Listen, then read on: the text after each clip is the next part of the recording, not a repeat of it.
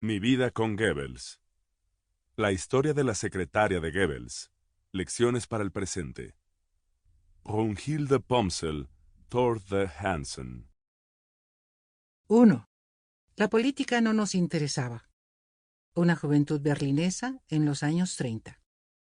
Los recuerdos de Brunhilde Pomsel comienzan de forma algo imprecisa, con el estallido de la Primera Guerra Mundial, en agosto de 1914, cuando ella tenía 3 años. Su madre recibió entonces un telegrama inesperado.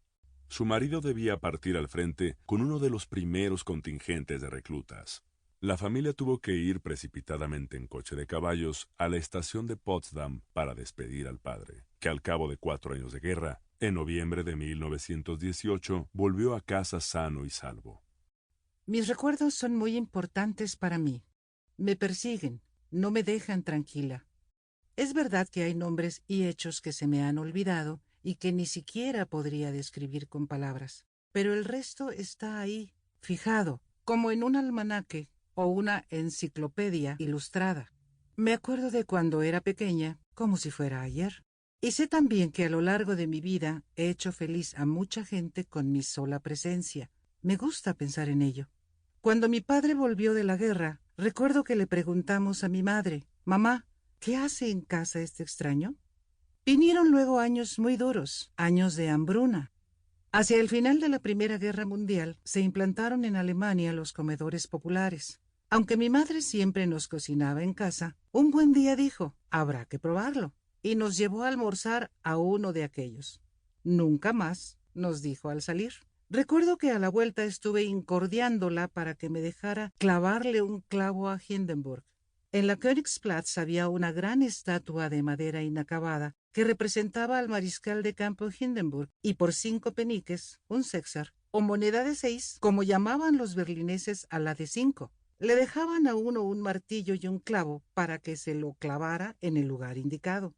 Era poco menos que un deber cívico, y un dinero que mi madre consideraba amortizado si así me daba una alegría. Mi padre tuvo suerte, lo destinaron al frente ruso y pasó allí toda la guerra, de principio a fin, pero volvió a casa de una pieza.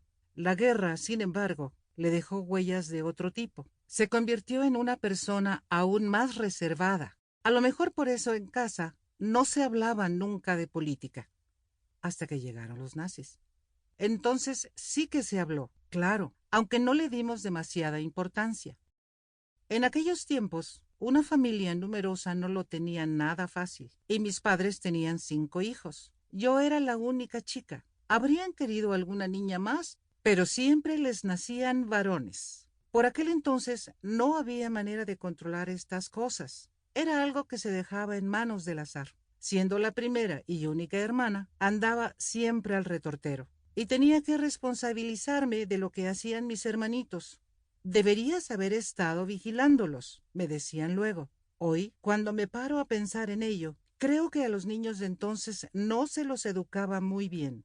Se los traía al mundo, sí. Se cuidaba de ellos y se les daba comida y algún juguete que otro, una pelota o una muñeca, pero de ahí no pasaba.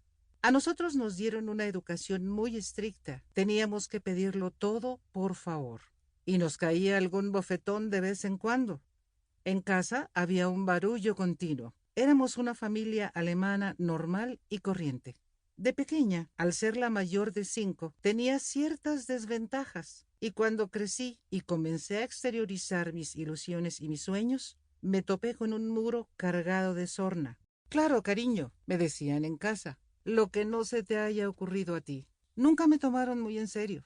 En casa llevábamos una vida muy modesta, pero nunca nos faltó el sustento. No recuerdo haber pasado hambre un solo día de mi infancia, como sin duda le ocurría a la multitud de parados e indigentes que inundaba el país.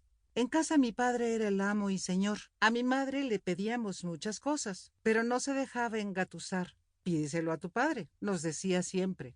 Más adelante, mi padre llegó a ser un buen compañero, pero cuando yo era pequeña había que obedecerlo.